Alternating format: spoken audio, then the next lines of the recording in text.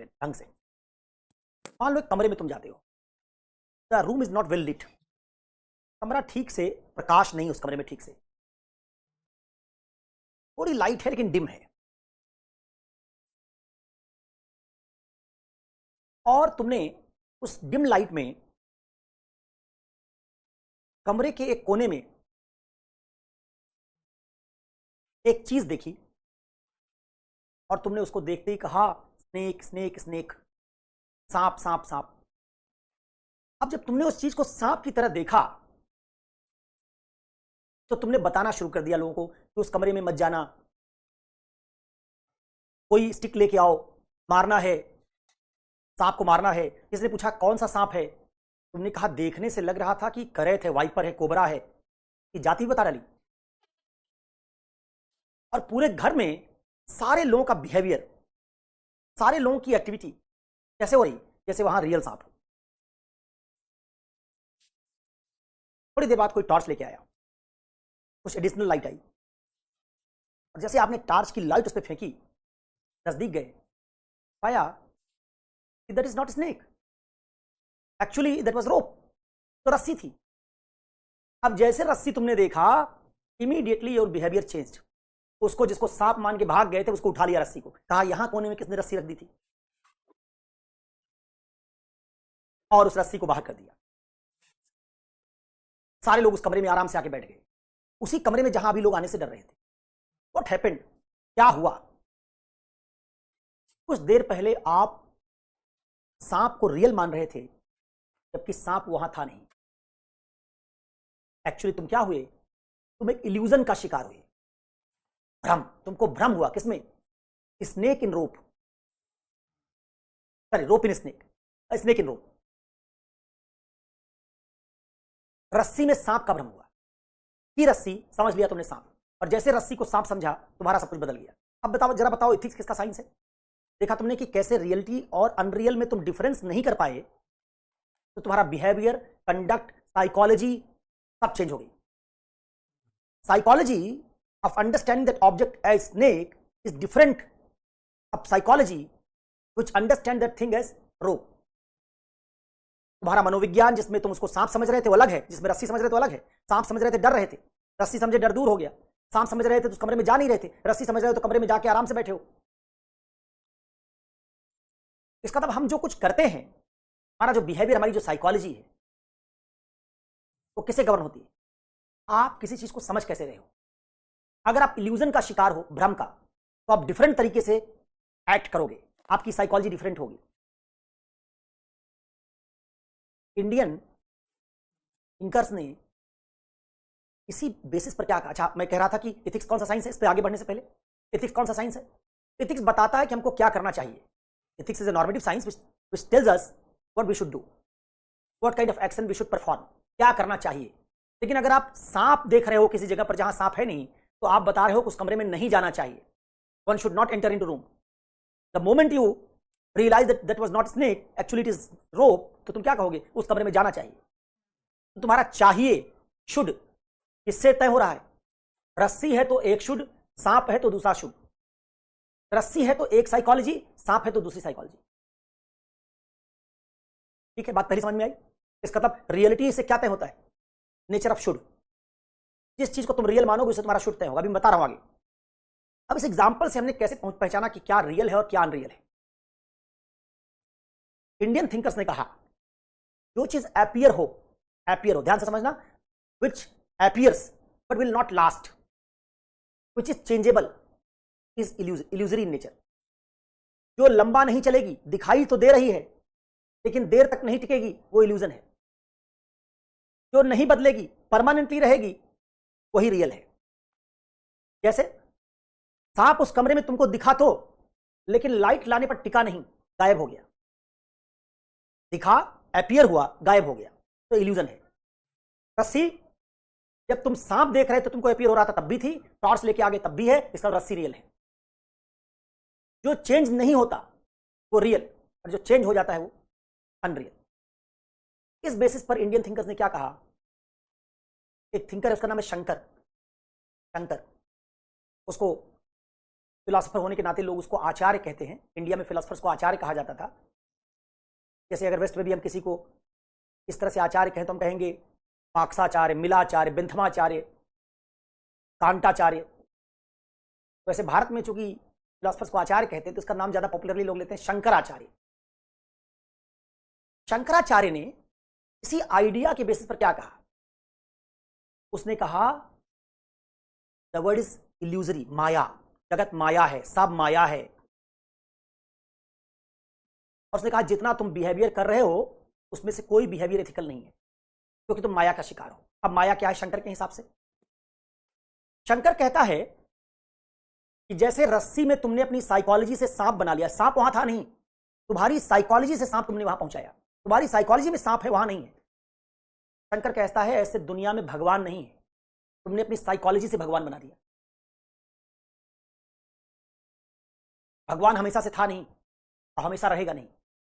भगवान लोगों को अपीयर करता है, चेंज करता है। कभी भगवान पेड़ पौधों में इंद्र और वरुण बन जाते हैं, कभी भगवान अल्लाह खुदा बन जाता है। तो भगवान बदल रहा है। शंकर क्या कहेगा? God is kind of illusion, भगवान एक भ्रम है। फिर मान लो शंकर का थ्योरी लगाएं तो क्या कहेंगे? जाति क्या है? पहले थी हमेशा, हमेशा से जाति नहीं थी। हर जगह है जाति, कास्ट नहीं है। आगे रहेगी 1000 साल बाद, शायद नहीं रहेगी। इसका कास्ट भी सांप की तरह है, अपीयर हो रही है लेकिन हमेशा ना तो थी ना रहेगी। क्या शंकर ने तरीका बताया? जो अपीयर हो लेकिन हमेशा ना रही हो ना आगे रहेगी, वो इल्यूजन है। जैसे सांप तुमको वहां, स्नेक तुमको अपीयर हुआ कमरे में, लेकिन स्नेक ना तो वहां हमेशा से था ना टॉर्च जलाने के बाद वहां दिखा, गायब हो गया। वैसे जाति ना तो हमेशा से थी ना जाति आगे रहेगी। तो जाति क्या है? जाति इल्यूजन है, रियल नहीं है। तो अगर दुनिया में कुछ लोग जाति के बेसिस पर, मैं ब्राह्मण हूं, मैं क्षत्रिय हूं, मैं वैश्य हूं, मैं शूद्र हूं, मैं पिछड़ा हूं, मैं अगड़ा हूं, इसके बेसिस पर कोई इथिक्स फॉलो कर रहे हैं, तो शंकर क्या कहेगा? वो इथिक्स रियल एथिक्स नहीं, धर्म का एथिक्स। तो धर्म, धर्म भी हमेशा से नहीं था और हमेशा रहेगा इसकी भी गारंटी नहीं। धर्म भी कभी दुनिया मारे नहीं था, आया, प्रतीत हो रहा है, हमको अपीयर हो रहा है। तो शंकर नाम का आदमी कहता है जिस दुनिया में हम रह रहे हैं कैसी दुनिया है? कहता आर्टिफिशियल दुनिया है। जैसे सांप तुमने अपने मन से वहां गढ़ के भेज दिया, रस्सी में सांप नहीं है, रस्सी कभी सांप नहीं थी। वैसे इंसान कभी हिंदू मुसलमान नहीं था, इंसान कभी ब्राह्मण क्षत्रिय नहीं था। हमने जैसे रस्सी पे स्नेक को इंपोज कर दिया, वैसे हमने इंसान पे जाति, इंसान पे धर्म इंपोज कर दिया। और जब इंसान पे धर्म और जाति इंपोज कर दिया तो हमारी जो एथिक्स बनी वो एथिक्स इल्यूजरी है, रियलिटी को बेसिस मान के नहीं बनी है। तो रियलिटी वाली एथिक्स कैसी होगी? शंकर कहेगा जो इंसान को केवल इंसान मानकर बनाई जाए। क्या कहता है इंसान को? कहता ब्रह्म सत्यम जगन मिथ्या जीवो ब्रह्मई वनापरा। केवल इंसान और इंसान की चेतना सही है, बाकी उस इंसान में दिखने वाला हिंदू मुसलमान ब्राह्मण क्षत्रिय सब अनरियल है। इसी को शंकर में कहते हैं अद्वैतवाद।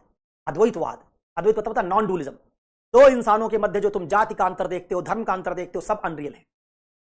अद्वैत मतलब नॉन डुअल, दो नहीं है। हिंदू मुस्लिम दो नहीं है, एक ही है। सिख ईसाई दो नहीं है, एक ही है। उनकी रिलीजियस आइडेंटिटी इल्यूजरी है, कुछ दिन रहेगी, तुमको दिखाई देगी, फिर गायब हो जाएगी। हमेशा थी नहीं और हमेशा रहेगी। तो इसलिए इंडियन थिंकर्स ने क्या माना? एक थिंकर्स का क्लास था जिन्होंने माना केवल मनुष्य को नैतिक मानेंगे हम, उसकी चेतना को, उसकी कॉन्शियसनेस को नैतिक मानेंगे, बाकी किसी चीज को नैतिक, किसी चीज को रियल नहीं मानेंगे। इसलिए उन्होंने भगवान सबको खारिज कर दिया।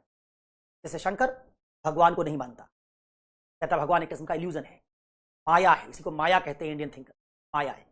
बुद्ध ने भी यही कहा। बुद्ध ने क्या कहा? जैसे शंकर ने भगवान को, धर्म को, जातीयता को, सबको खारिज कर दिया, कहा इल्यूजन है, वैसे बुद्ध ने क्या कहा? बुद्ध ने कहा आत्मा एक इल्यूजन है, soul is an illusion. Buddha के आने से पहले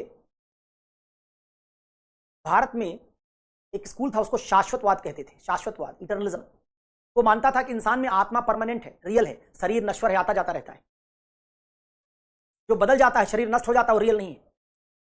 अभी है शरीर, कल नहीं रहेगा।